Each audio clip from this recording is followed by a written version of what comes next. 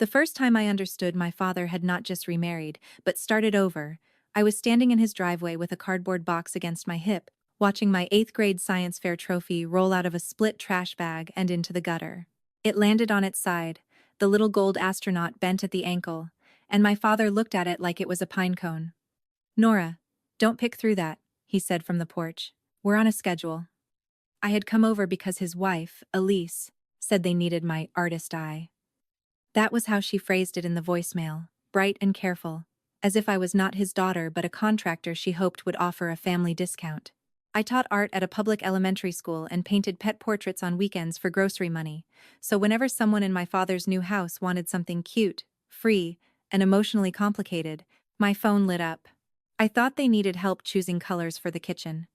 Instead, there was a rental dumpster in the driveway, 3 open cans of primer on the porch, and my childhood bedroom window taped off from the inside. My dad came down the steps in old jeans and a college sweatshirt from a school neither of us had attended. He had gray in his beard now, the kind that made strangers call him distinguished, and a streak of blue paint on his wrist. He tried to kiss my cheek, but I still had the box between us. "We were going to call you sooner," he said. "This week got away from us. What is all this?" He glanced back at the house, already tired of the question. "Maisie's birthday reveal is tonight. Elise's parents are coming in, and we're moving her into the big room." It made sense. She's 5 now. The big room. My room, although I had not slept there in years. I had left for college at 18, moved into a shared apartment after graduation, and built a life 12 minutes across town, close enough to be available and far enough to be treated like a guest. Still, that room had stayed in my mind the way a childhood room does. Not sacred exactly. Just proof that I had happened there. White metal bed. Slanted ceiling. A crooked line of glow stars I stuck above the closet with my mother's step stool before the divorce. Pencil marks inside the doorframe where Dad measured me every birthday until I was 11. Then forgot twice, then stopped. I stepped around him and went up the porch. "You boxed my stuff without asking?" "Nora," he said, using the tone he used on customer service people. "It's been 10 years. It's been 7 since I moved the last boxes out of Mom's apartment, because you said I could keep them here." He rubbed his forehead. Most of it was junk. That word did something small and hot under my ribs. Not because every object mattered. I knew a person did not need a shoebox of middle school notes or a cracked snow globe from Myrtle Beach. But my father had never been good at telling the difference between clutter and history, especially when the history made him look unfinished. I set the box down on the porch and pulled open the top flap. Inside were my old sketchbooks, curled from damp, stacked with a set of ceramic angels I had painted with my grandmother. One angel was missing a wing. The front door swung open, and Elise came out carrying a paint tray like she was hosting a morning show segment. She was 39, 12 years younger than my dad, with shiny black hair pulled into a knot and bare feet despite the cold porch boards. She saw my face and slowed down. "Oh good, you found some things you wanted. I told Tom we should set aside anything personal." "You told him after the dumpster came?" Her mouth tightened, but she kept her voice sweet. "We're not throwing away anything important." Behind her, from somewhere upstairs, a little girl shrieked with delight. Maisie, my half-sister. I had seen her at birthdays, Easter brunches, quick dinners where she sat on Dad's lap and fed him fries while he laughed in a way I remembered but had not received in years. She was not the villain in any of this. She was 5. She had dimples and terrible volume control, and a habit of touching every necklace I wore, as if jewelry was a public service. None of that changed the fact that the house had made room for her by pretending I had never needed room at all.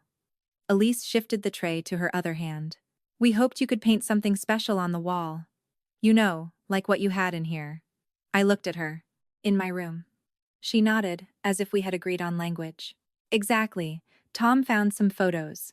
Those little hot air balloons? So darling." Maisie saw them and went crazy. She said she wanted Nora balloons. My father gave a soft laugh, relieved by anything that sounded charming. "She thinks you invented them." I had painted those balloons when I was 9 with leftover craft paint and a library book open on the floor. My parents were still married then. My dad had held the ladder. My mom had taped newspaper along the baseboards and told me not to be afraid of making the sky too blue. After the divorce, Dad kept the house, and Mom moved into a two-bedroom rental with thin walls and a refrigerator that hummed like a truck. I visited Dad on alternating weekends until alternating turned into occasional, and occasional turned into holiday brunch, if Elise sent a calendar invite. That wall was one of the few things from the before time that had not been packed, split, or politely renamed. You painted over them? I asked. Dad looked toward the stairs. They were faded. They were mine. He sighed, and there it was, the old impatience. Not anger. Something worse. The look that said my feelings were a delay in a project he had already approved. And now Maisie wants them because she loves you. Elise jumped in. That's what we're trying to do here. Connect the girls. The girls? I was 27 years old, with rent, car insurance, and a classroom full of children who cried when their glue sticks dried out. Maisie was still learning to zip her coat. Elise was not connecting us. She was smoothing a seam she did not want anyone to see. I walked inside before I said that. The house smelled like primer and cinnamon coffee. In the living room, the old brick fireplace had been painted white, the oak shelves replaced with floating ones, all soft beige pottery and framed photos of the three of them at pumpkin patches, beaches, and matching pajama mornings. There was one photo of me, near the hallway, from my college graduation. I was at the edge of the frame in a black gown. Dad's arm around Elise's waist, Maisie asleep against his shoulder, like a comma between his old life and new one. Upstairs, my bedroom door was open. For 1 second, my body expected the old layout: bed under the window, desk facing the closet, the faint waxy smell of colored pencils. Instead, the room was a white box with drop cloths on the floor. The pencil marks on the doorframe were gone under a vertical smear of primer. My balloon sky was buried. Against one wall stood a new brass bed shaped like a fairy tale, still half wrapped in plastic. On the floor, beside a pile of pink bedding, sat Maisie in striped leggings, holding my old stuffed rabbit by one ear. I stopped so fast, Elise bumped my shoulder. Maisie looked up and beamed. Nora, Daddy said this was your bunny when you were little, but now he lives with me because I'm little. Dad came in behind us and made a small warning sound, like I was a dog near a dinner plate. We thought she could have a few things. Keepsakes, family things. The rabbit's name was Button.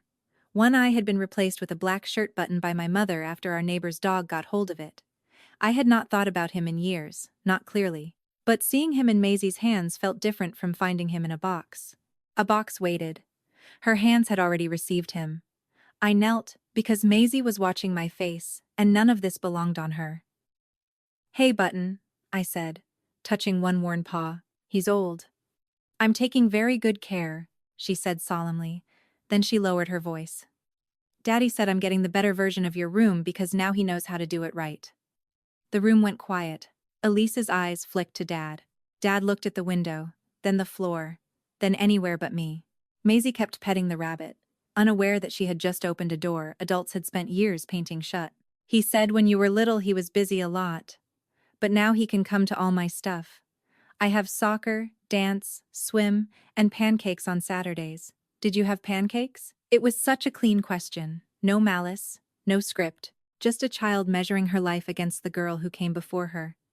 I felt my anger shift shape, away from the dumpster and the wall, and toward something colder. My father had not simply failed me and moved on. He had made his failure into a story of improvement, and he had told it in front of the child who benefited from the revision. Dad cleared his throat. Maisie, why don't you go show Elise the curtain tassels? Elise said too quickly. Mommy can look at them in a minute, honey. Another small silence. Not mine this time. Maisie looked confused, because in this house every word had to be arranged, so nobody tripped over the old life. She carried Button past us and out the door, dragging one plastic-wrapped tassel behind her like a tail. When she was gone, I turned to my father. You told her she's getting the version you learned how to do, right? He shut his eyes. It was a joke. She's 5. She repeated it like the weather. Elise set the paint tray down harder than she meant to. Tom was trying to say he's more present now. That's a good thing. For Maisie, I said. For everyone, if you let it be. Elise's voice lost its shine. Nora, nobody is erasing you. We invited you here. To repaint the room you emptied. To be part of it. I almost laughed, but it would have come out ugly. My father stepped closer, lowering his voice as if volume was the problem. I know this is strange. I do. But you have to understand, Maisie looks up to you. She talks about you after you visit. She wants what you had. I looked at the blank wall. She can't have what I had. You painted it over. His face tightened, and for the first time that morning he looked less annoyed than cornered. What do you want me to do? Keep a shrine? You're grown. You have your own place. This house has a little kid in it again. There it was. The sentence under all the others. A little kid in it again. As if the house had been waiting for a chance to correct its aim. As if my growing up had freed him from finishing the job. I did not cry. That surprised me. I had cried over less with him. Forgotten dinners, late birthday calls, the year he mailed me a gift card in the same envelope as Elise's baby announcement because he was saving stamps. But standing in that stripped room, I felt something hold. Maybe because I was a teacher, and I knew the difference between a child's mess and an adult's. Maybe because Maisie's question about pancakes had landed exactly where it needed to. Or maybe because the wall was already blank, and there was no sense begging paint to remember. I'm taking my boxes, I said.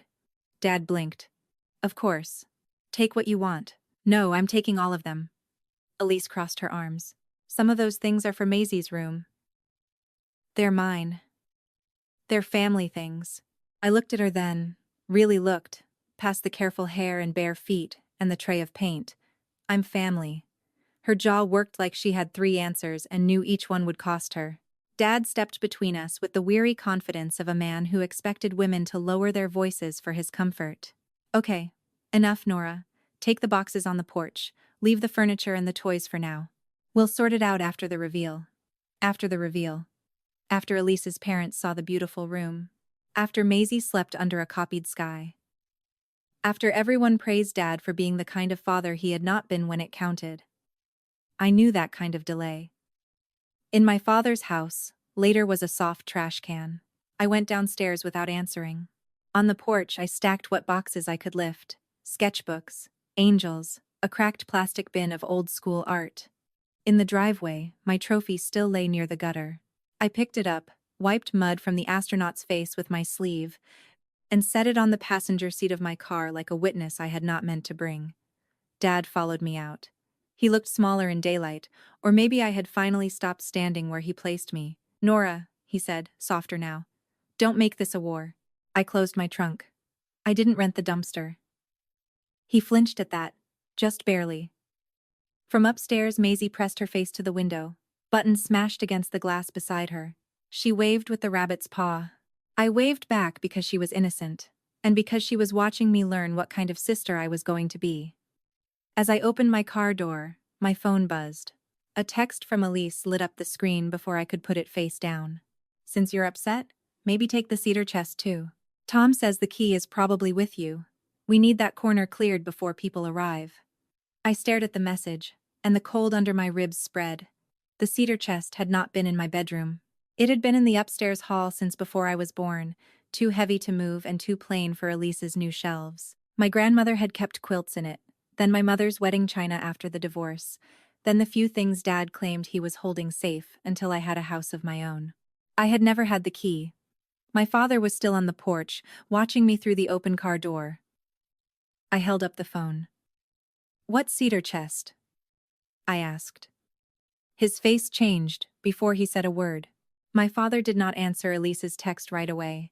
He looked at it, looked at me, and for 1 second, the whole driveway went quiet except for the trash bag hissing in the gutter behind us. Then he slipped the phone into his back pocket like a teenager hiding a bad grade. That's nothing, he said too fast. She gets wound up before people come over. I still had one hand on my car door, and the other on the damp cardboard box with my sketchbooks inside.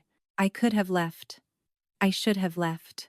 But the words cedar chest had reached past my anger and hit something older. That chest had sat at the foot of my bed until I was 17.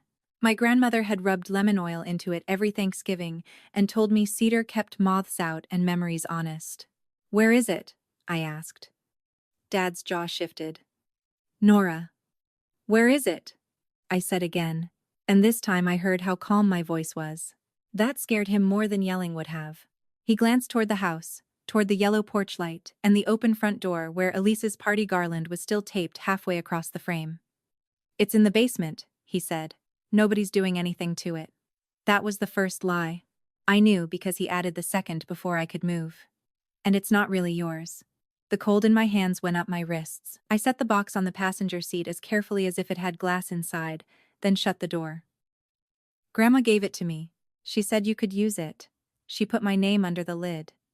He gave a tired little laugh, the kind he used when he wanted me to feel childish for remembering something clearly. Your grandmother put names on everything. It didn't make it a legal document. He said legal like he had won, and I almost smiled because that was my father's favorite hiding place, a word bigger than the room. Before I could answer, Elise appeared in the doorway with Maisie tucked against her hip. Maisie had Button, my old stuffed rabbit, pinned under one arm by the neck.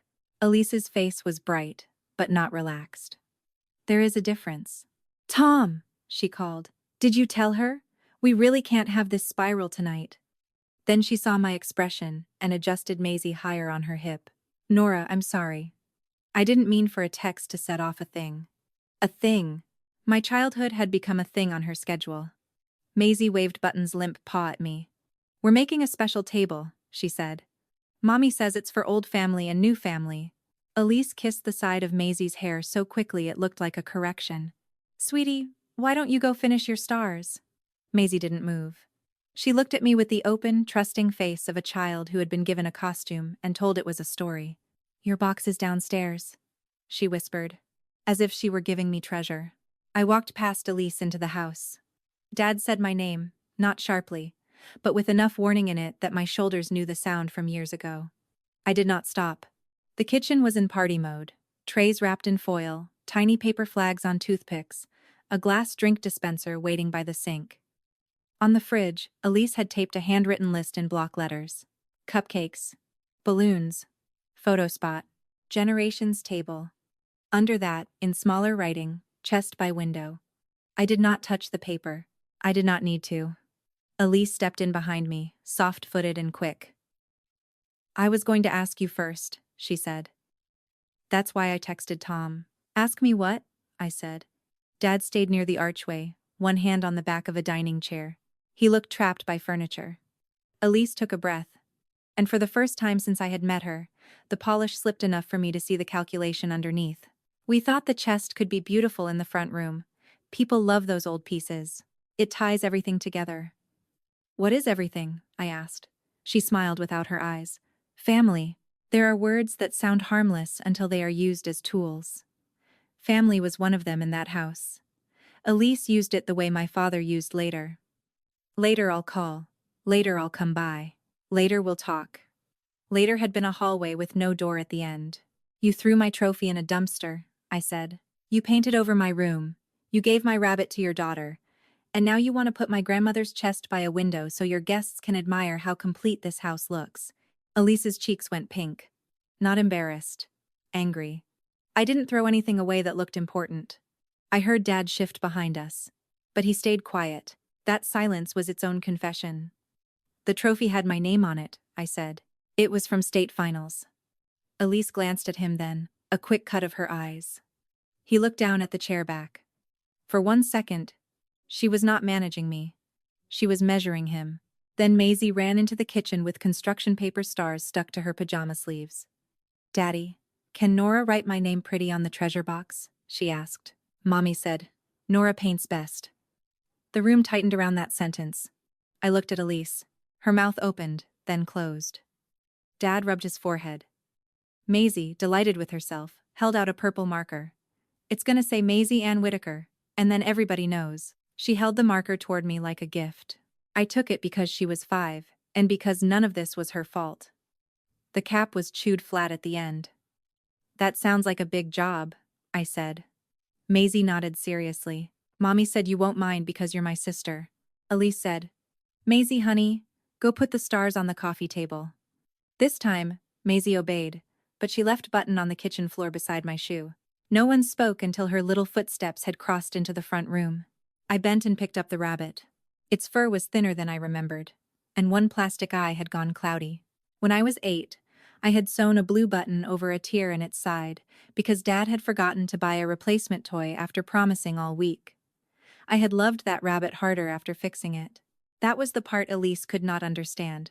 Worn things were not failed things. You were going to put Maisie's name on the chest, I said. Elise folded her arms. We were going to make it part of the room. She loves it. She loves it because you told her it was hers. It's been sitting unused for years. So was I said. And the sentence landed before I could soften it. Dad flinched. Elise looked away. That was the closest either of them came to admitting they had heard me. Then Dad straightened, and the old version of him came back. The one who could turn pain into inconvenience. Enough. It's a chest, Nora. A wooden chest.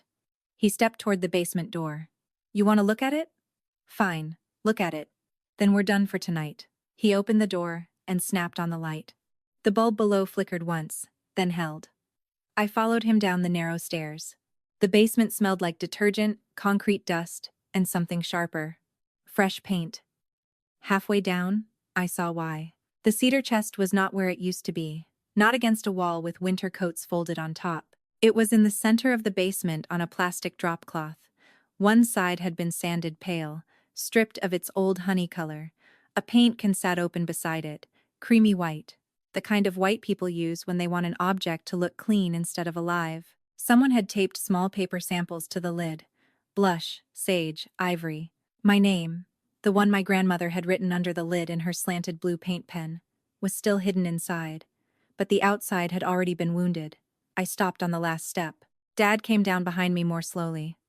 It's not ruined, he said. Elise was just testing. Testing what? Don't do that. Testing how much of it she could erase before I noticed? He walked around me and stood by the chest, his hand hovering over the sanded side but not touching it. It was my mother's house too, he said. Her things don't all automatically go to you. That was new. He usually hid behind forgetfulness. Now he had chosen ownership. I came down the last step. Grandma left you her dining set. She left Aunt June the silver. She gave me this chest while she was alive because she knew you would say exactly that. His face hardened. You were a kid. You don't know what adults discussed. I know what she did. I knelt by the chest, not opening it, just placing my palm on the lid. Even through the dust, the cedar smell rose faintly when my hand warmed the wood. For a moment I was 12 again, sitting cross-legged beside my grandmother while she showed me how to wrap Christmas ornaments in tissue so wings and antlers wouldn't snap. She had said, "Put the breakable ones where careless people have to ask first." I had not understood then. I did now. Dad saw my hand on the lid and his whole posture changed. Don't open it. The words came out too sharp. I looked up. Why? Because I don't know what's in there anymore. You just said it was nothing. I said it was a chest. He grabbed the paint can and shoved the lid down crookedly, as if cleaning up could undo what I had seen. Your mother dropped things here when she moved out. My mother put things in it. You put things in it. It's a mess. Then I'll take the mess. He laughed once without humor. Of course. You want to haul a locked chest into your apartment on a Saturday night because you're mad. I want you to stop deciding that anything connected to me becomes available the second I'm not standing in front of it. Above us, Maisie's voice floated through the floorboards, singing a tune I didn't know. Elise answered her, then the basement door creaked. I expected Elise to come down and argue. Instead, she stood at the top step and said, Tom, the caterer just called. They're coming at 8, not 9. It was such a normal sentence that for a second no one moved. Then she added, and the school parents are bringing the banner. Dad closed his eyes. I had forgotten somehow that tonight was not just a party. It was an unveiling.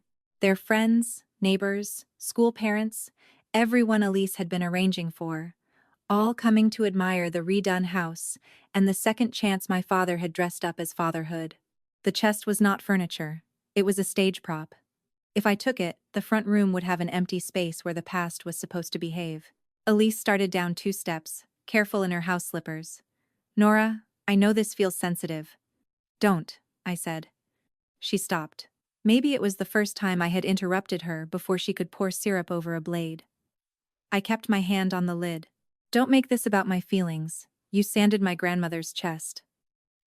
I sanded one side, she said, like quantity mattered. Because Tom told me it was staying here. I looked at him. He did not look at me. Elise noticed. Her voice cooled. He told me you didn't want any of the old furniture. He said you took what mattered when you moved out. The basement light hummed over us. There it was. Not a document, Not a recording, not proof in a neat little package. Just Elise saying out loud what she had built her plans on, and my father standing 3 feet from the lie with nowhere comfortable to put his face. I stood up. Did you say that? He rubbed both hands over his mouth. I said you had your own life. That is not the same thing. You never came back for it. I wasn't invited back for it. The words rose, but I kept them level. That mattered to me more than it mattered to him. Every time I asked about my things, you said later. You said the garage was packed. You said the basement was damp. You said Elise was tired. You said Maisie was napping. You made a locked door out of errands. Elise looked from him to me, and something in her expression changed again. Not sympathy. I would not give her that much. More like irritation at discovering she had been handed a room with a false wall. Dad said, I don't have the key. It was a small sentence, but it was placed like a stone in the middle of the floor. Elise's head turned. Tom, I don't know where it is, he said louder. I looked. You told me you had it. I thought I did. You said it was in your desk. Well, it isn't. Their argument was not about me anymore, and that made it worse. I was standing beside my grandmother's chest while my father and his wife fought over whether his lie had been useful enough. Then from upstairs, Maisie called, I have a tiny key. And all three of us went silent. Elise moved first, fast up the stairs. Dad followed, but I stayed 1 beat longer beside the chest. I knew the key Maisie meant before I saw it. Not because anyone had told me. Because my grandmother had a habit of tying small important things to bright ribbon, so they could not disappear into drawers. When I was little, I thought it was pretty. Later I understood it was a defense against the men in our family who called everything misplaced once they were done needing it. I climbed the stairs slowly, my heart beat loud in my ears. Maisie was in the front room under the half-hung garland, standing on the new rug in her socks. Around her neck was a red satin ribbon, the kind that comes tied around holiday candy boxes. On the ribbon hung a small brass key, dull with age. She held it out proudly between 2 fingers. It was in the angel, she said. The broken one.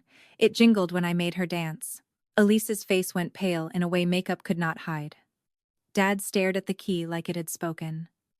I looked toward the mantel, where my painted ceramic angels had been arranged among Elise's white candles, their chipped wings turned carefully toward the wall. The one missing a wing sat in front, empty now, its hollow base facing the room. Maisie skipped toward me and lifted the ribbon over her head. You can use it, she said. But then can you write my name pretty? I took the key from her small warm hand. It was lighter than I remembered, and heavier than it should have been. Dad said, Nora, wait. Elise said nothing. The house smelled like primer, sugar, and cedar dust rising from the basement stairs. I closed my fingers around the key, and for the first time that night, my father looked less afraid of what I might say than of what I might open. The key looked too small to change anything, which was exactly why my hands started shaking. It was just a brass key on a red ribbon, warm from Maisie's palm, with a bit of dust stuck in the teeth. But my father stared at it like Maisie had carried a match into a room full of gas. For the first time that day, he did not say later. He did not say we'd talk after the party. He just stood between me and the cedar chest with one hand half raised, as if he could stop the past from opening by blocking my path with his body. Maisie felt the change before she understood it. She tucked Button under her chin and whispered, Is it a treasure one? Her voice was bright, almost proud, because she had found the key inside the broken angel, and 5-year-olds believe finding a key means everyone will be happy with you. I crouched so I was not talking over her head. I think it belongs to something my grandma wanted me to have, I said. My dad made a sound, not quite my name and not quite a warning. I looked up at him. If you tell me not to open it, you'd better be ready to say why in front of her. That was unfair. I knew it as soon as I said it, but all day he had used Maisie as the soft wall between us, the little witness who made my anger look dangerous and his calm look kind. I was done handing him that advantage. He swallowed, and his eyes moved to the ceiling, where music had started thumping faintly from upstairs. Elise had put on one of those cheerful playlists people use when they want a house to feel finished before it actually is. Above us, the front room was being dressed for guests. Down here, the old family still had dust under its nails. Maisie, sweetheart, Dad said, why don't you go see if Mom needs help with the balloons? Maisie pressed Button tighter. I want to see. He closed his eyes for half a second. This is grown-up stuff. No, I said, before I could make myself softer. This is family stuff, and you've been telling her I'm family all day. I held the key up. So let's be careful what lesson we teach. His face changed then, not into anger. Anger would have been easier. He looked cornered by two versions of himself. The father upstairs who packed lunches with little notes and tied party ribbons around chairs, and the father downstairs who had thrown my science fair trophy into a dumpster because it was in the way. He stepped aside. Not far. Just enough. The lock was stiff. For a second I thought the key would not turn, and some humiliating part of me imagined him saying, "See, you were wrong.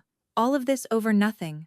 Then the ribbon brushed my wrist, the brass caught, and the lock gave with a small dry click that seemed louder than the music upstairs. Cedar smell rose first. Not dust, not basement damp. Cedar, lavender, old cotton, and the faint waxy scent of crayons left in a summer drawer. It hit me so hard I had to put one hand on the lid. Inside was not what Elise thought she was placing under a window. It was not empty storage. It was not a prop. The top tray held my mother's denim jacket, folded with tissue in the sleeves, the one I knew more from old photos than from memory, because she had packed it away long before I understood that clothes could carry stories.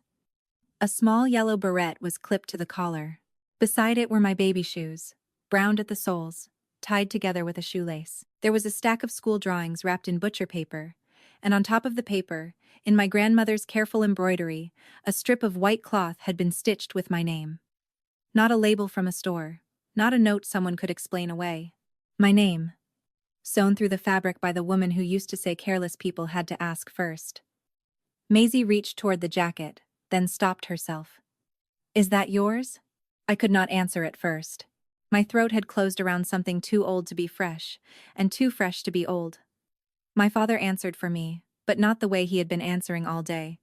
"It was her mom's," he said quietly. Maisie looked from him to me. "Your first mom?" The phrase should have hurt. It did, a little. But it was clean in her mouth.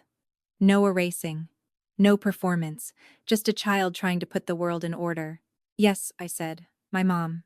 Dad rubbed his hands down his jeans. "Your grandmother packed that after the funeral. She said it should wait until you were old enough." "And when did I get old enough?" I asked. He stared at the jacket. "I don't know." "You don't know, or you didn't want to open it?" His jaw worked. Upstairs, someone laughed. The laugh came through the floorboards, bright and wrong. "Both," he said. That one word did more damage than denial would have. Both meant he had known. Both meant the chest had not been lost under Christmas bins by accident. Both meant every time I visited and felt like a guest in my own father's house, there had been a locked piece of my life sitting somewhere he could reach, and he had chosen not to put it in my hands. I lifted the tray. Under it were more things. A red sweater with a darned elbow, a packet of Polaroids, a tin of buttons, my kindergarten handprint pressed into salt dough, cracked down the middle but still showing every finger. There was a quilt square with balloons stitched in bright thread, almost the same colors I had painted on the bedroom wall before Elise covered them in primer. Maisie touched the quilt square with one finger. "Like my wall upstairs?" I looked at my father. He heard it too. Not accusation. Connection. That made it worse. Elise had not invented the balloon room for Maisie. She had copied it from what was left of me, then painted over the source.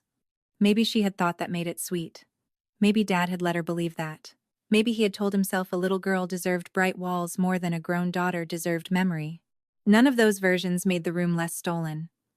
Before I could speak, the basement door opened. Elise's voice floated down first. "Tom? People will be here in 40 minutes. And I need the..." She stopped on the stairs. From below, she looked perfectly arranged. Cream sweater, gold hoops, hair pinned like she had not spent the afternoon ordering everyone's feelings into place. Her eyes found the open chest. Then they found the key in my hand. For one strange second, no one moved.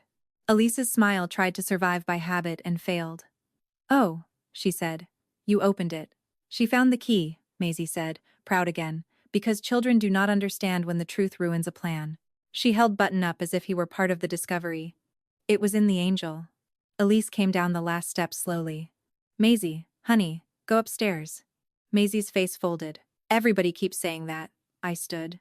She can stay unless you're about to say something you don't want her to remember. Elise looked at me then, really looked, and the hostess layer slipped just enough for me to see the calculation underneath. Not evil, that would be too simple. She was scared of disorder. She had built this night like a stage set. Renovated house, blended family, a husband who had learned, a little girl in a room full of painted joy, and me in the background smiling at the miracle. The open chest made the set look like what it was, built over a trapdoor. That chest was going in the front room, she said, keeping her voice low. We planned the whole layout around it. You planned around something locked, I said. Tom said it was family. It is, I said. Just not in the way you mean. Dad stepped in then, but not between us. He moved toward the chest and put his hand on the lid, careful not to close it. Elise, I should have handled this before. Her eyes snapped to him.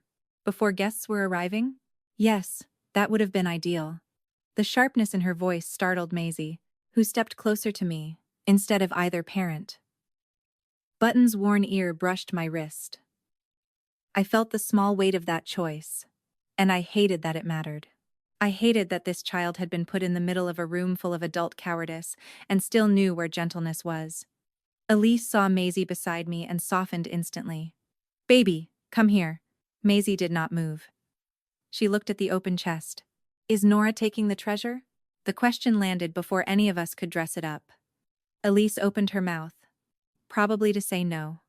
Dad looked at me, probably hoping I would say not tonight. I looked down at my mother's jacket, at my name sewn by my grandmother's hand, at the quilt square that had survived while my painted wall had not.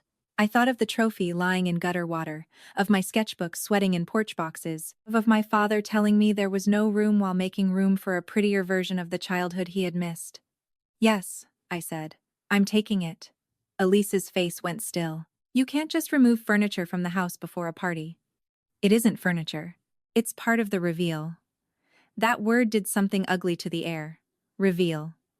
As if my life were a before and after photo. As if my grandmother's chest existed to make a corner look warm for people holding plastic cups. Dad flinched. But he did not correct her. Not fast enough. I closed the top tray with both hands and set it back inside. Then reveal the empty space. Elise laughed once, thin and disbelieving. Do you hear yourself? This is Maisie's birthday reveal. No, I said. Her birthday is next month. This is your housewarming with cupcakes. Color rose in her neck. Dad said my name, but there was no force in it. He knew I was right. The list on the kitchen counter had not said cake. It had said sightlines, flowers, chest by window. Maisie was the ribbon tied around the thing adults wanted admired. Maisie looked up at me. Can Button go too? Everything in me stopped. Dad's eyes filled with panic. Elise said, absolutely not. Too quickly. And Maisie hugged the rabbit like someone might snatch him. I could have taken Button then. I could have said he was mine, because he was. I could have added him to the pile of things carried out of the house under my arm. But Maisie's cheek was pressed into his flattened head, and I remembered being small enough to believe soft things chose you back. I knelt in front of her. Not today, I said. Button can stay with you for now. For now? Elise repeated. I ignored her. But he has to be treated like someone important. Not decor. Not a toy for pictures. He gets a safe place when you're not holding him. Maisie nodded solemnly, receiving this as law. He can sleep in my bed. That's a good place. Dad looked at me then with something like shame, but shame was not enough to build on yet. It was only the first crack in the ground. I stood and pulled the chest away from the wall. It was heavier than I expected, and the half-sanded side rasped against my palm. My father moved automatically to help. I almost told him not to touch it. Then I saw his hand hovering, waiting to be refused, and a harder thought came through me. If he wanted to help carry what he had hidden, he could feel the weight of it. Get the other side, I said. He did. We lifted together, awkwardly. The cedar chest between us like a coffin too small for a body, and too large for an excuse. Elise followed us up the stairs, whispering that this was unnecessary, that we could talk after, that Nora was upset, that guests were coming. Every phrase bounced off the back of my neck and fell away. At the top of the stairs, the house hit me with its staged brightness. Flowers in jars, white runner on the table, framed photos angled toward the entry. There was one of Dad and Elise with Maisie at the beach. One of Maisie on his shoulders. One of all three of them in matching pajamas. No photo of me. Not even one old-school picture tucked into a crowded frame by accident. We made it to the front hall before the doorbell rang. All four of us froze around the chest. Through the glass, I saw a woman with a gift bag and a man balancing a covered dish. Behind them, another car pulled to the curb. Elise's face went pale with fury. Not because guests had arrived, but because they had arrived at the exact moment the house stopped obeying her. My father still had one hand under the cedar chest. I had the other.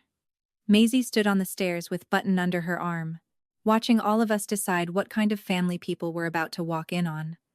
"Tom," Elise said, very quietly. "Put it back." My father looked at the door, then at me. His grip tightened, and for one breath I honestly did not know which life he would choose to protect. Then the doorbell rang again, longer this time, cheerful and impatient, and the cedar smell rose between us as if the open chest had followed us into the hall. The doorbell rang a second time before any of us moved, and that was when I understood how much of my father's life had been built on waiting for somebody else to decide which version of him was allowed to answer the door. He stood beside the cedar chest with both hands still on one handle, breathing hard from the stairs. Elise stood between the hallway and the living room in her cream sweater, her party smile already trying to climb back onto her face. Maisie was on the bottom step with Button tucked under her chin, watching all three adults like we were speaking a language she had only just realized was dangerous. Elise wiped her palms down her jeans and said, too brightly, "Everybody just be normal for 5 minutes." Then she looked at me. Not at the open chest. Not at my father. At me. Please. That one word almost worked. Because it sounded like mercy, instead of management. I could hear people on the porch now, a woman laughing, somebody stamping snow or mud off their shoes, the soft clink of a gift bag against the doorframe. The house smelled like vanilla candles and sawdust from the sanding in the basement. My mother's denim jacket lay folded on top of everything inside the chest, the one thing in that house that did not seem arranged for anyone's approval. Dad released the handle. "Elise." "Not now," she said. "Yes, now." His voice was low, but it had a weight I had not heard in years. He was not brave yet. He was only tired enough to stop ducking. Elise opened the door anyway. 3 people came in first, then 2 more behind them, all carrying coats and wine, and that cheerful, careful energy people bring into a home where they do not yet know the rules. Elise's sister Bree swept in with a tray covered in foil and said, "Oh my gosh, this entry is gorgeous." Before her eyes dropped to the chest, the lifted lid, the paint samples still stuck to one side, and me standing there like the part of the house no one had staged. Behind her was an older couple I didn't know, and a man from Dad's office whose name I remembered only because he had sent flowers when my mother died. He looked at me longer than the others did. Elisa clapped her hands once, soft and fast. Coats in the den, food in the kitchen. We're just finishing one little thing. Bree leaned around her. "Is that the heirloom piece? I thought you were putting it by the front window." The sentence landed like a glass dropped on tile. Not because it was loud, but because everybody heard the shape of it. Heirloom. Front window. Elise's plan had already been spoken outside the room, polished and passed around. This chest had been turned into a promise before I ever touched the key. Dad looked at me, and for one horrible second, I saw the old reflex in him. Smooth it over. Make me wait. Trade my anger for his peace. His mouth opened, and I prepared myself for the familiar sentence, "We'll talk later." Instead, he said, "It belongs to Nora." Nobody moved. Even the older couple stopped halfway out of their coats. Elise's face did not change much, but her eyes did. "Tom." He did not look at her.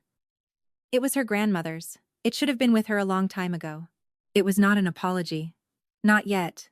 But it was a crack in the wall. And every guest in the hallway had just heard it. I hated that I needed that. I hated that my chest became real to him only when strangers were close enough to watch him choose. But I also felt something unclench in me, small and sharp, like a hook coming out of skin. Bree gave a tiny laugh that begged the room to forgive it. "Oh, I'm sorry. I misunderstood." "You didn't," Elise said. The words were quiet, but they cut clean through the hallway. She was done pretending not to bleed. She stepped back from the door, leaving it open behind the guests, Cold air curling around our ankles. You didn't misunderstand. That's what I was told. Dad flinched. There it was. The piece Elise had not been ready to hold in front of anyone. She had built her display on his lie, but she had polished it herself.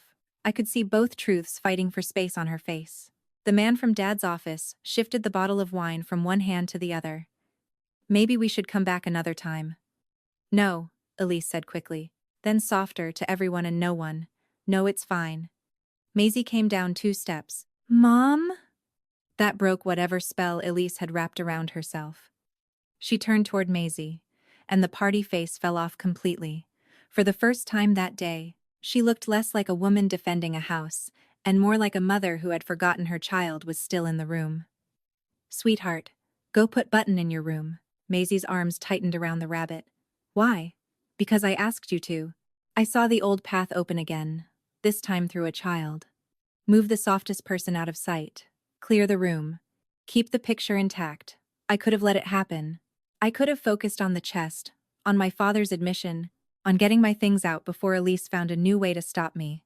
But Maisie's chin started to tremble, and that small movement pulled me out of my own rage faster than any adult apology could have. I crouched, not too close. Maisie, can Button sit with you for a minute? He doesn't have to go anywhere. Elise's head snapped toward me. Do not do that. Do what? Make yourself the safe one. That hit harder than I expected because it was almost fair. I was not safe for Elise's version of the day. I was the person who had opened the lid and let the real story breathe. But I was not going to make Maisie pay for it. I'm not asking her to pick a side, I said. She's 5. Almost 6, Elise said, and the correction came out automatic, wounded, absurd. Maisie looked from her mother to me. Button was in the blue room before, she said. My throat tightened. The blue room. My old room, before the paint, before the office furniture, before everything soft was renamed storage. I kept my voice even. I know. Did he live there with you? Every adult in the hallway became very still. That was the question none of them would have asked, because it was too simple to survive excuses. I nodded. A long time ago. Maisie looked down at the rabbit as if it had changed weight in her arms. One ear flopped over her wrist, the seam along its neck darker from years of hands. But Daddy Tom said nobody wanted him. Daddy Tom. The words struck my father in a place I could see. He closed his eyes for half a second, and when he opened them, he did not look away from Maisie. I was wrong, Maze. Elise inhaled sharply. It was not only the lie being corrected, it was his tenderness moving toward both of us at once, and she did not know where to stand if she was not in the center arranging it. Bree set the foil tray on the entry table with a careful little click. Maisie, honey, why don't we go see the cupcakes? No, Maisie said. It was the first hard word I had heard from her all day. Small voice. Flat refusal. Not rude. Rooted. She walked toward the chest. Elise made a movement to stop her, but Dad lifted one hand. Not forcefully. Just enough. Elise saw it and froze. Maisie stopped beside me and looked inside. She did not reach for anything. She only stared at the denim jacket, the baby shoes, the cloth with my name on it. Her face changed in pieces as she understood that these were not decorations and not mystery things from a basement. They had belonged to a girl who had been real before Maisie got there. Is that your mommy's? She asked. Yes. Is she dead? Yes. The guess could have vanished for all I cared. The whole house narrowed to Maisie's hand on Button's worn back and the jacket folded in cedar shadow. I expected Elise to snap at me for answering plainly, but she didn't. She stood with her arms wrapped around herself, eyes bright, jaw locked shut. Maisie swallowed. My dad is dead too. I had known that in a distant way, the way adults know facts they do not have to carry. I knew Elise had been widowed young. I knew the photos in Maisie's room were of a man with sandy hair and a crooked smile. But I had never heard Maisie say it, and I had never felt the sentence land beside mine. Not equal, not the same, but close enough that the air between us changed. I'm sorry, I said. She nodded like that was something people said and nothing could be done with it. Then she lifted Button a little. He can remember both rooms. Elise made a sound that was almost a sob, but she covered it with a cough. Dad looked down at the chest as if Maisie had said the one thing none of us had been able to reach. I did not take the rabbit. I did not even touch it. That restraint felt harder than grabbing the chest handle had. He can, I said. If you want him to. Maisie held him tighter for one breath, then carefully placed him on top of my mother's jacket, not giving him away exactly, not keeping him either. He can ride there until you leave. Elise stepped forward. Maisie. But Maisie had already turned to her. Mom, it's not our chest. There are sentences children say because they have been coached, and sentences they say because the room has finally become simple enough for them to see through it. This was the second kind. It took the fight out of the hallway for one clean second. Even Elise seemed to lose her grip on the argument. Her mouth opened, then closed. She looked at the chest, then at her daughter, then at my father. Dad bent slowly, picked up one of the loose paint samples from the side of the cedar, and peeled the tape away. The strip came off with a dry whisper. He peeled the next one, and the next. No speech, no explanation, just his hands removing Elise's colors from my grandmother's wood while everyone watched. It was the most useful thing he had done all day. Elise stared at him. So that's it? He set the curled pieces of tape and paint card on the entry table. No, it's not it. It's just the first honest thing. She laughed once, but there was no humor in it. You don't get to become honest in my foyer in front of people and call it growth. I know. Do you? She said. Because I planned this whole day around the family you said we were building. And I let you build it over Nora, he said. The hallway went quiet in a different way, not shocked, listening. Dad's voice had no drama in it, which made it harder for Elise to fight. He sounded like a man finally naming a thing he should have named years ago, and I could tell he hated the taste of it. I wanted to feel triumphant. I wanted to enjoy Elise hearing it. Instead, I felt exhausted, and underneath that, afraid. Because if my father could say the right thing today, then I had to face the more complicated truth. He had been able to say it before, and had chosen not to. Elise reached for the open door and pushed it shut against the cold. The click of the latch sounded too final. Then she turned to the guests. The party is cancelled, Bree whispered. Elise. It's cancelled, she said again, still looking at my father. Take the food if you want. Leave it. I don't care. People began moving with that embarrassed gentleness of witnesses trying to make their bodies smaller. Coats lifted. Bags shifted. Someone murmured, "Thanks for having us," which was such a wrong sentence for the moment that I almost laughed. The man from Dad's office paused beside my father and touched his shoulder once. Not comfort exactly, more like recognition, then left without speaking. When the door closed behind the last guest, the house did not feel private.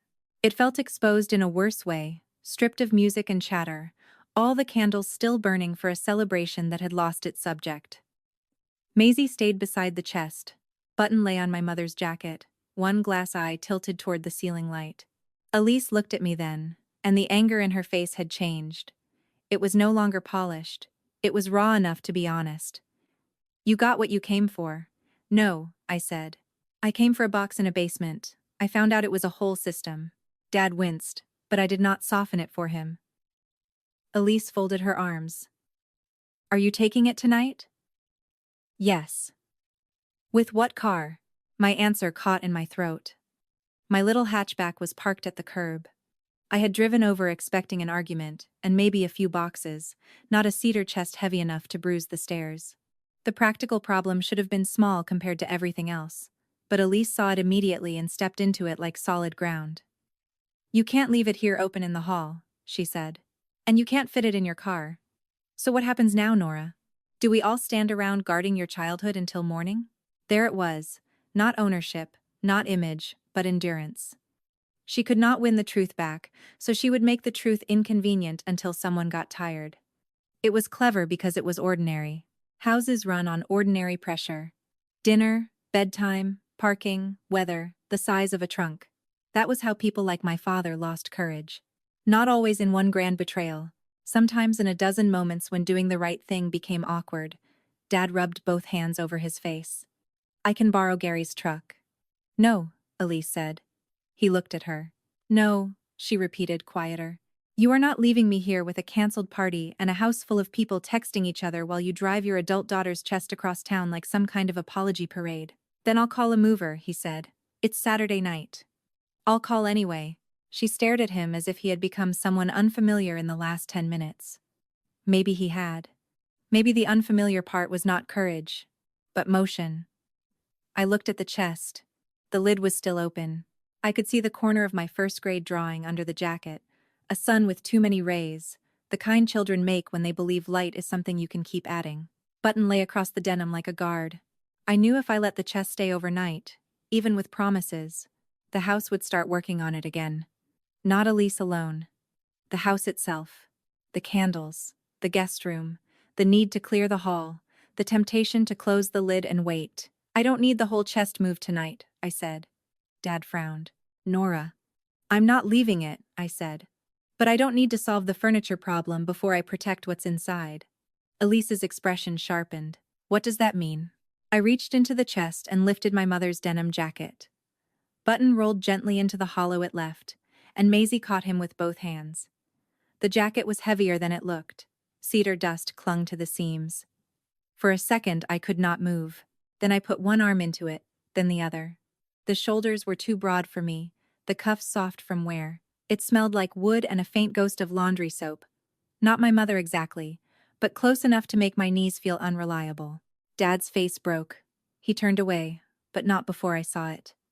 I picked up the cloth strip with my name on it and the baby shoes, then stopped. If I started grabbing, I would turn frantic. If I turned frantic, Elise would make the mess the story. So I took only what my arms could hold without dropping. The jacket on my body, the cloth in my pocket, the shoes in one hand. Dad, I said, get me a clean trash bag. Not for garbage. For rain. Then call whoever has a truck. I'll wait on the porch with it if I have to. Elise shook her head slowly. You're really going to sit outside with a chest to prove a point? No, I said. I'm going to stop asking this house to keep my place for me. Maisie looked up at me. Can Button wait with it? Elise closed her eyes. Maisie, please. But I answered before the adults could turn the rabbit into another battlefield. Only if you want him to. And only until it leaves the porch. Then he goes back upstairs with you. Maisie considered that with grave seriousness. He can be brave for 10 minutes. Dad went to the kitchen. I heard a drawer open, then another, then the small panic of a man looking for something simple in his own house and not knowing where it lived. Elise stayed in the hall, arms tight, watching me in my dead mother's jacket. Neither of us spoke. There was nothing left to win in that silence, but there was plenty left to lose. When Dad came back, he had a clear plastic bag folded over one arm and his phone in his hand. Gary's not answering, he said. I'm trying Mark next. Elise's brother Mark? I asked. He nodded once. Elise's head snapped up. You're calling my brother to help move this? Dad looked at her, and this time he did not ask permission with his eyes. I'm calling someone who owns a truck. The phone began to ring on speaker before she could stop him. Once. Twice. Maisie held Button against the rim of the chest like a tiny lookout. I stood in the hallway wearing a jacket that had waited longer than any of us should have asked it to, listening for a man on the other end of the line who might decide whether my grandmother's chest made it past the front door tonight. The truck came with Elise's brother behind the wheel, and for 3 seconds I thought the night had finally turned. Then he got out, holding a roll of moving blankets like he was arriving at a job Elise had already explained to him, and my stomach dropped. Mark did not look at me first. He looked at the chest in the hallway, then at Elise, then at the gouge one brass corner had already made in the runner rug when Tom and I dragged it clear of the basement door. Where's it going? He asked. Elise answered before anyone else could breathe. Garage for now, I said. My apartment. Tom said, Nora's. All 3 words landed on top of each other, and Mark's face changed just enough for me to know he had not been told the whole story. Elise folded her arms tight across her party blouse, the one with the pearl buttons that looked wrong now under the harsh hall light. It's after 9. Nobody is unloading a cedar chest at her apartment tonight. Put it in the garage, Mark. We can discuss it tomorrow when everyone is calmer. That word, calmer, did something ugly to the room. It made my mother's jacket feel heavier on my shoulders. It made Tom stare at the floor, as if he were trying to find the version of himself that had disappeared there for years. I put one hand on the chest lid. Tomorrow is how things vanish in this house, I said. Not loud. I didn't have enough room left in me for loud. But Mark heard it, and so did Maisie, who was sitting halfway up the stairs with Button tucked under her chin. Mark looked at Tom. Is this hers? Tom's throat moved. For a bad second, I thought he was going to turn it into a family fog again, Something soft enough for everyone to hide inside. Instead he said, "Yes." Mark waited. Tom added, "It always was." That was the first useful sentence my father had spoken all night that did not need me to translate it. Elise made a sound like a laugh with no air in it.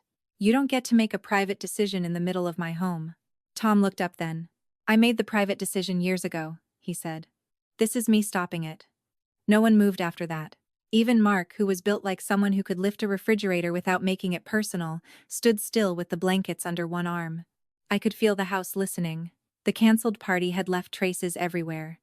Damp rings on the console table, a bowl of olives no one had touched, a stack of little cream napkins stamped with Elise's new address in gold. The front room still waited with its empty space under the picture light where the chest was supposed to go, dressed up as history for people who had never been asked to carry any of it. Then Maisie came down one stair. The wood creaked under her sock. "Is Button going too?" she asked. Elise turned so fast her earrings swung. "Maisie, upstairs."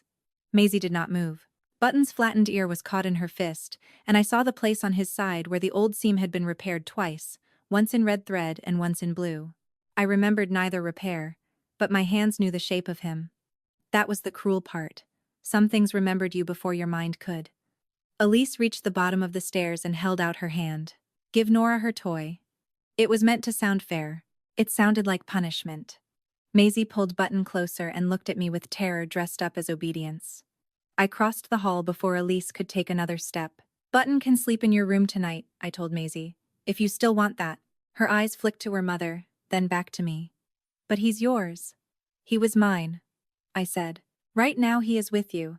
That means you don't hide him, and nobody pretends he came from nowhere. You keep him safe, and when we talk next, we decide together." Elise's mouth tightened at that word "together," but she did not interrupt because Mark was watching her now. Not judging exactly, worse. Seeing. Maisie nodded once. Hard, like I had given her a job instead of a gift. She whispered, "I can do safe." Tom bent for the chest handle and missed it the first time. His hand was shaking. Mark set the blankets down and came to the other end. "It's heavier than it looks," Tom said. Mark gave him a flat look. "Most things are." Then he crouched and tested the lift, not with the careless confidence of a brother-in-law doing a favor, but with the attention of someone who had decided this was not Elise's errand anymore. The chest barely rose before the back edge caught the door trim.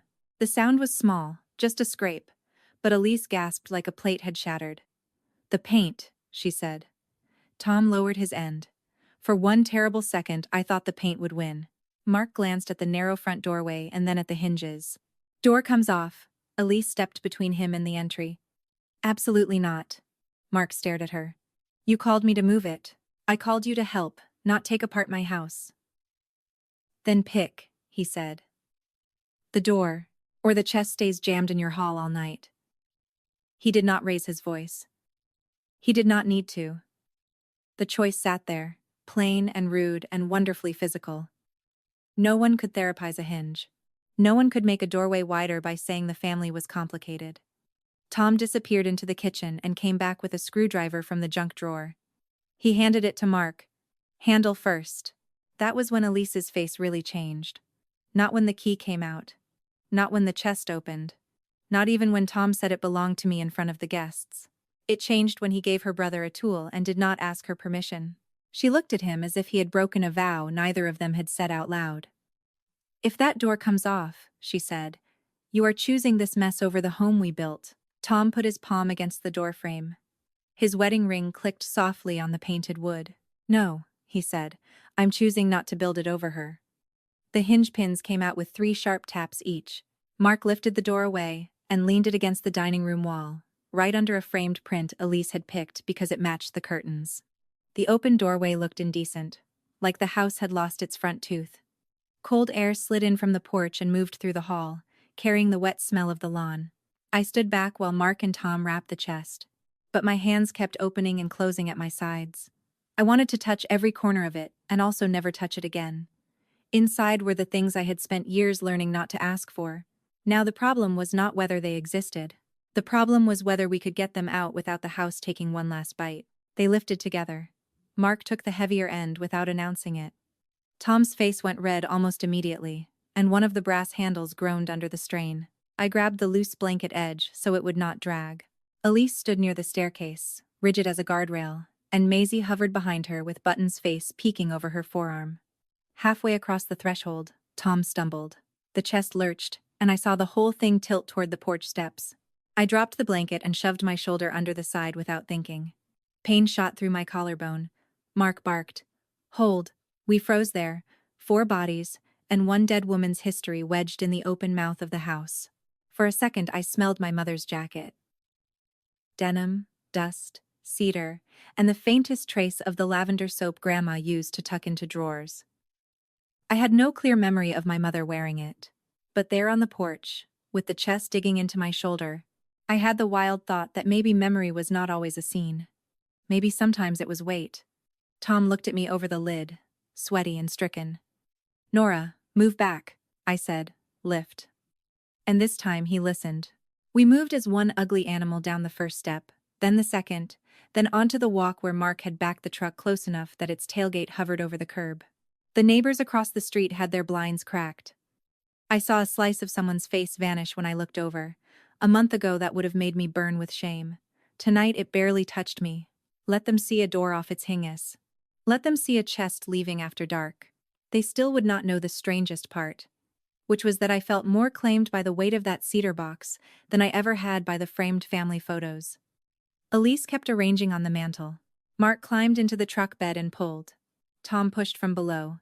I guided one corner over the tailgate, and the chest landed with a hard wooden thud that seemed to travel up through my feet.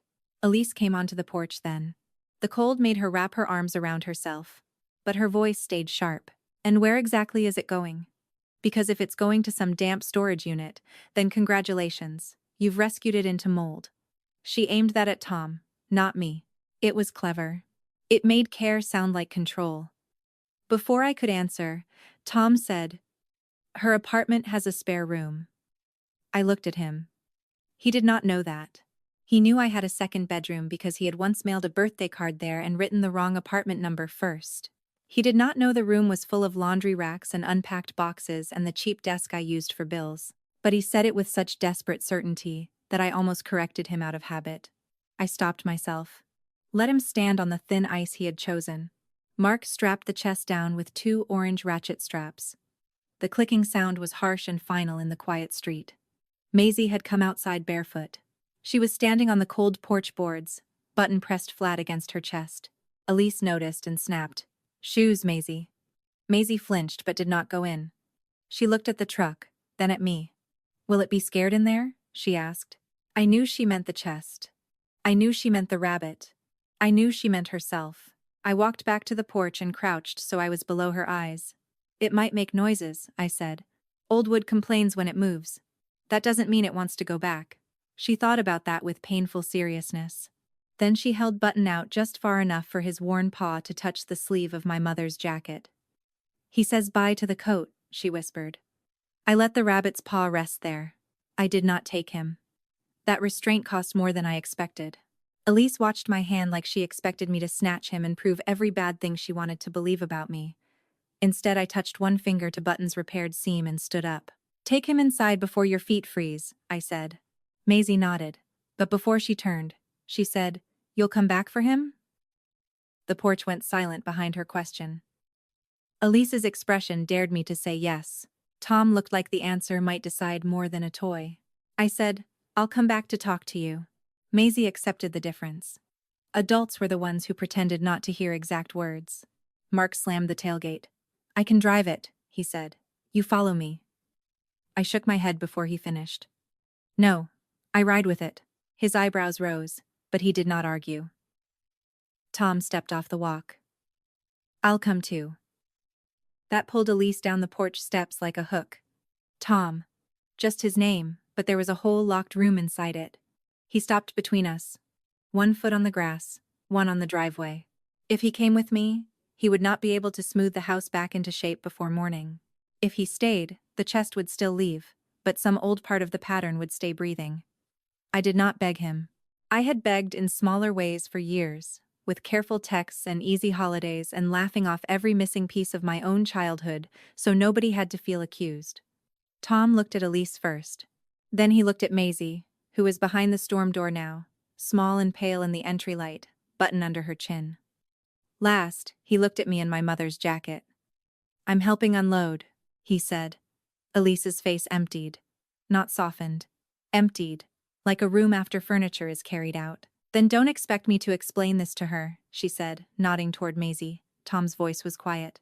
"Don't make her carry what we did." For once, Elise had no fast answer. I climbed into Mark's passenger seat because the truck bed had no place for me to sit, but I turned around before I closed the door. Through the rear window, I could see the cedar chest strapped under the porch light, its blanket edges fluttering in the damp wind. Tom got into my car to follow us, because there was no room for three in Mark's cab. Elise stood in the doorway with the front door still off its hinges behind her.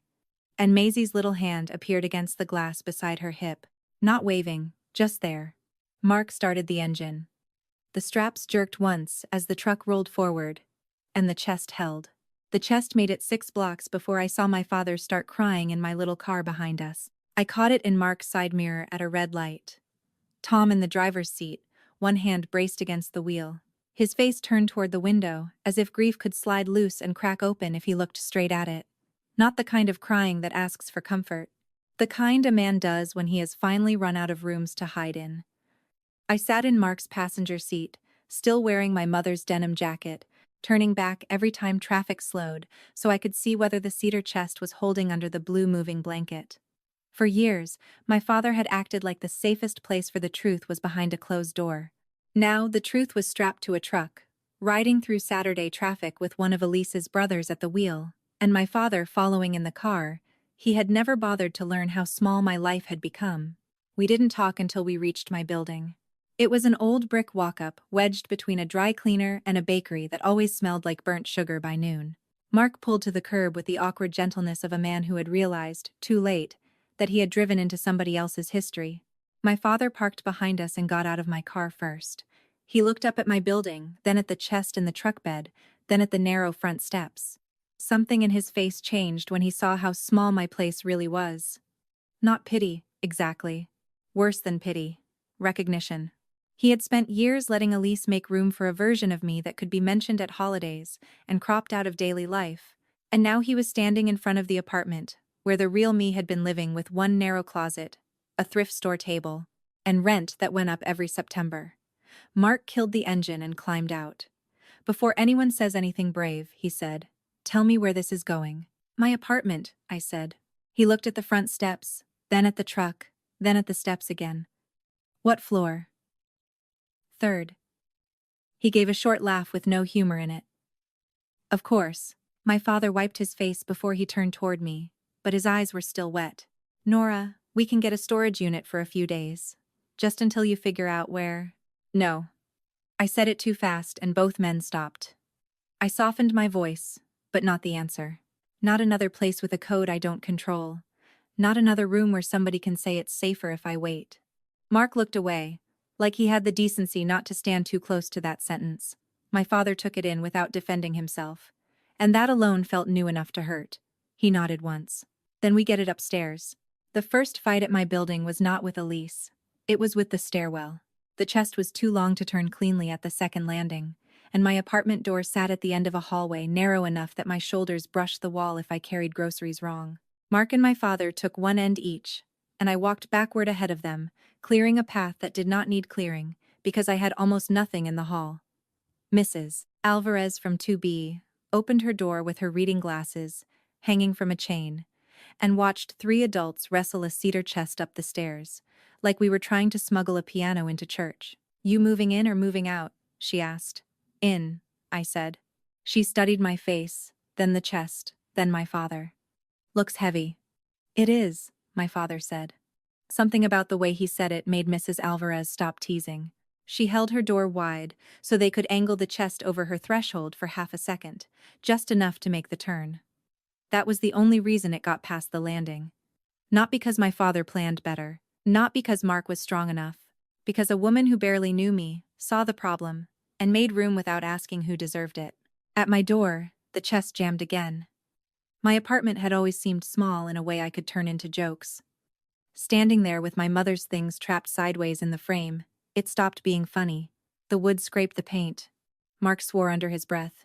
My father said, "Easy, easy," though nothing about him was easy. I put one hand on the lid, and for a second I felt the warm old cedar through my palm and thought of Elise's paint samples still curled in the trash back at the house. She had wanted to make the chest match her walls. My place had no matching anything. A green mug from college. 2 blue plates. A rug I had bought because the corner was frayed, and the shop owner knocked off $10. The chest did not belong because it fit. It belonged because I did. "Take the door off," I said. My father froze. Mark looked at him. "Again?" "No," my father said, but not to Mark. He looked at me. "Nora, this is your apartment door. I know whose door it is." That landed harder than I expected. My father closed his eyes for half a second, then pulled a small screwdriver from Mark's tool bag without making me ask again. This time, he didn't perform the work like a public confession. He just did it. He knelt in my hallway and tapped the pins loose with the heel of his hand while Mark held the chest steady, and Mrs. Alvarez pretended not to watch from the stairwell. When the door came free, my father leaned it carefully against my wall. No speech. No apology wrapped around the hinge. Just the sound of metal giving way because I had said what needed to happen. The chest slid into my apartment with less drama than it had taken to get it there. That almost offended me. After everything, it crossed my threshold in one long scrape and came to rest under the window, half in sunlight, half in shadow. My living room shrank around it. The coffee table had to be pushed against the stove. My desk chair ended up in the corner by the radiator. Mark straightened up, breathing hard, and looked around, like he was trying not to have an opinion about how little space I had. My father stood with both hands on the lid and did not move. "You can open it," I said. He shook his head. "Not first." "I already did." "Not here." I understood him then. At the house, opening the chest had been an argument. Here, it would be an arrival. He wanted me to have that without him putting his hands in the middle of it. I wanted to hate that it mattered to me. I wanted to stay clean and furious. Instead, I stepped around him, lifted the lid, and let the cedar smell rise into my apartment. My mother's denim jacket was not in the chest anymore because I was wearing it. The space where it had been left a soft dent in the folded things beneath. Baby shoes. A stack of old-school drawings tied with string. A tin of buttons that had belonged to my grandmother. The cloth strip with my name stitched in faded thread. None of it looked dramatic in my dim living room. It looked domestic, touchable, small enough to have been protected and still somehow not protected at all. Mark cleared his throat. "I'm going to put the door back on before your landlord hates all of us." "Thank you," I said. He gave me a look then, quick and uncomfortable. For what it's worth, I didn't know. Bree talks, but she talks sideways. Elise said it was family stuff. She didn't say whose family. My father flinched at that, because there was the little word that had done so much damage. Family. A word big enough to include everyone when it was convenient and small enough to push me out when I made the room uncomfortable. Mark went to the hallway with the tools.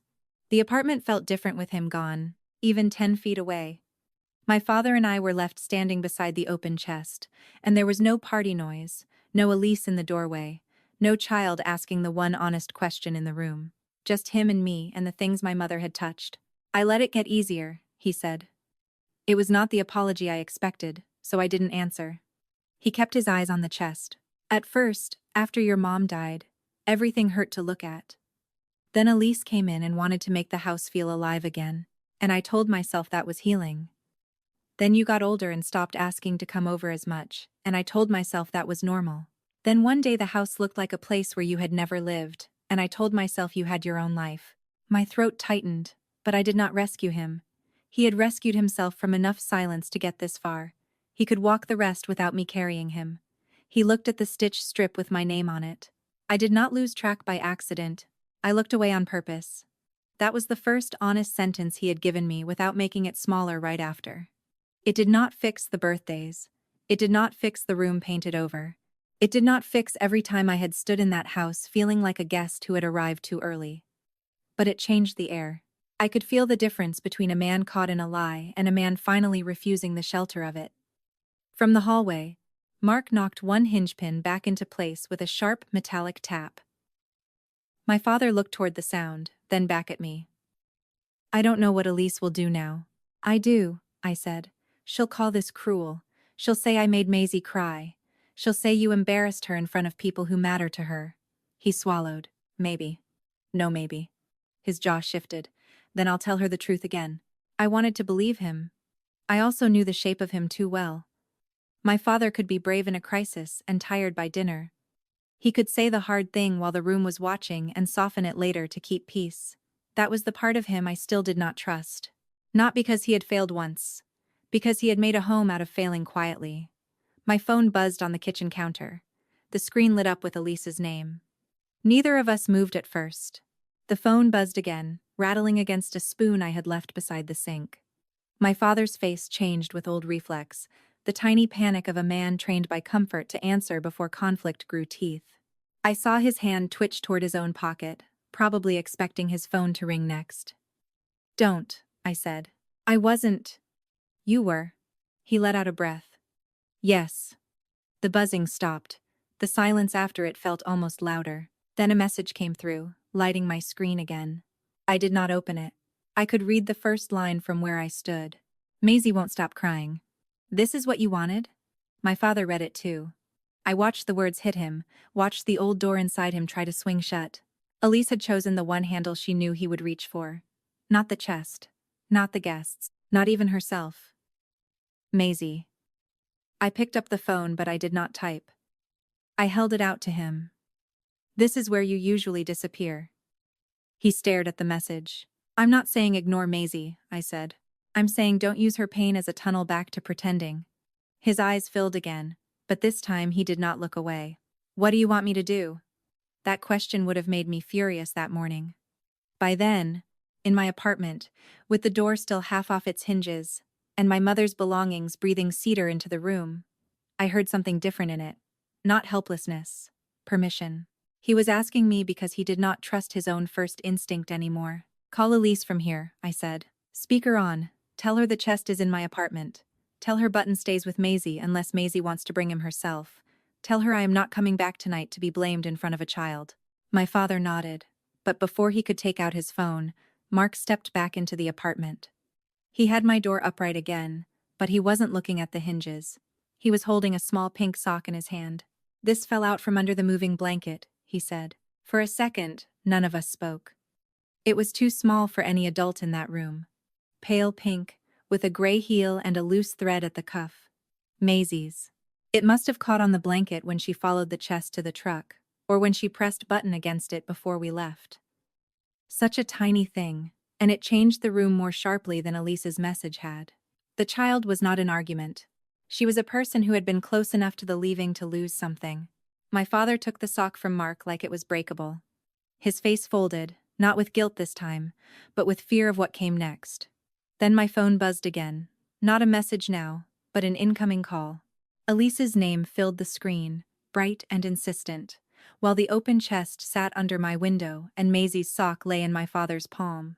The phone kept ringing on the cardboard box beside the cedar chest, and for a second none of us moved. My apartment door was still leaning against the wall. The hallway outside smelled like old paint and Mark's work gloves. My father stood in the middle of my living room with the screwdriver still in his hand, like he had carried it across town and forgotten how to put it down. On the screen, Elise's name flashed again and again, bright enough to make the room feel smaller. "Speaker," I said. My father looked at me, not scared exactly, more like a man who had finally stepped into cold water and understood he still had to swim. He tapped the screen.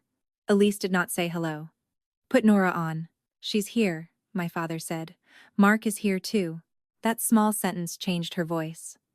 I heard it happen. She had called ready to aim straight through him, and suddenly there were witnesses she had not chosen. "Why is my brother still there?" Mark wiped his palms on his jeans. "Because the chest was heavier than you said." There was a pause. Then Elise said, "This is not funny." "No," Mark said. "It isn't." My father shut his eyes once, then opened them. "Elise, listen to me. The chest is at Nora's apartment. It is staying here." "She has no idea what she's doing," Elise said. "She stormed in, upset Maisie, tore the house apart, and now Maisie is crying so hard she can barely breathe." "Is that what you wanted, Nora? Because congratulations." The old pull was there. It was amazing how fast it reached me, even from a phone speaker. A child crying, an adult blaming, my name turned into the reason everyone hurt. I had spent years mistaking that feeling for guilt. That night, with my mother's jacket stiff on my shoulders and the cedar chest finally in my own room, I heard it as a trap. I'm not talking to Maisie through blame, I said. If she needs comfort, comfort her. She needs the rabbit, Elise snapped. She has Button. She needs everything to go back to normal. Mark gave a quiet, bitter laugh, not loud enough to be cruel but loud enough to break the spell. My father looked at him, then at me, and something in his face settled. He put the screwdriver on top of the moving blanket, careful and flat. Normal is the problem, he said. Elise went silent again. I could hear Maisie in the background, not screaming now, just doing that broken little kid breathing that comes after too much crying. I hated that sound. I hated that it still made me want to apologize for having a mother who had died. Then Maisie's voice came faintly through the phone. Is Nora mad at me? Every adult in that room stopped. Elise said too quickly, No, honey, this is grown-up stuff. I stepped closer to the phone before I could talk myself out of it. Maisie, I'm not mad at you. The breathing changed. A tiny sniff. I didn't mean to lose my sock. Mark looked down at the pink sock in my father's hand. He had been holding it like evidence, but the word evidence suddenly felt too hard for what it was. It was just a child's sock, dusty at the toe, with a stretched-out cuff. You're not in trouble, I said. Mark found it. I crawled under the table, she said. And now her voice was clearer, like she had moved closer despite Elise trying to keep the phone away. When Mommy said not to look at the chest, Button wanted to see. Elise made a sharp sound. Maisie, my father said. Let her talk. It was the first time I had ever heard him use that tone with Elise. Not loud, not dramatic, just a door closing. Maisie whispered. Was it your mommy's? I looked at the cedar chest. The brass latch was dull from years of being touched and years of being hidden. Yes, I said. It was. Did she like rabbits? I almost smiled and it hurt. She liked anything that had been loved enough to get worn out. Maisie breathed into the phone.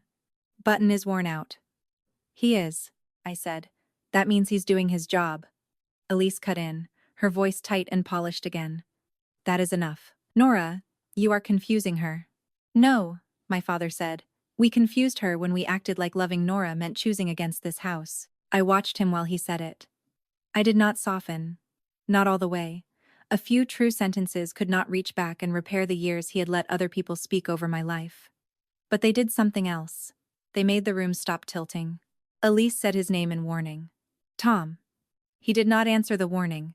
He spoke toward the phone, but his eyes stayed on the chest. Maisie, Nora's mother was part of our family before you were born. We should have said her name.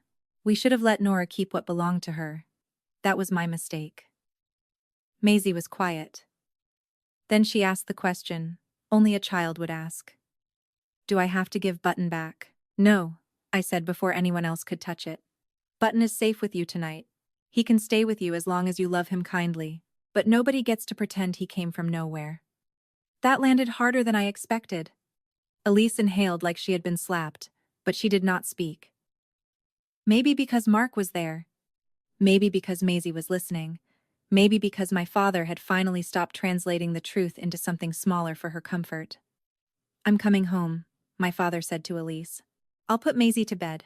I'll bring her sock tomorrow if Nora wants me to, or Nora can give it to her herself when they're ready. But I am not bringing the chest back. I am not asking Nora to apologize for taking it. And I am not letting Maisie carry this for us. For a long moment, all I heard was the phone speaker hissing.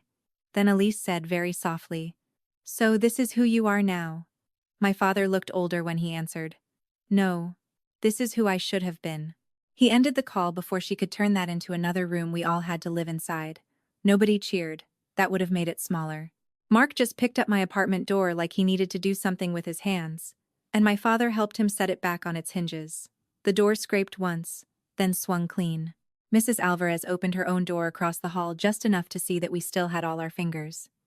You people done remodeling for the evening? She asked. Almost, I said. She looked past me at the chest, then at my father. She did not know the whole story, but she understood enough to lower her voice. Good. Then let the girl sleep. She closed her door, and the ordinary click of it felt like permission.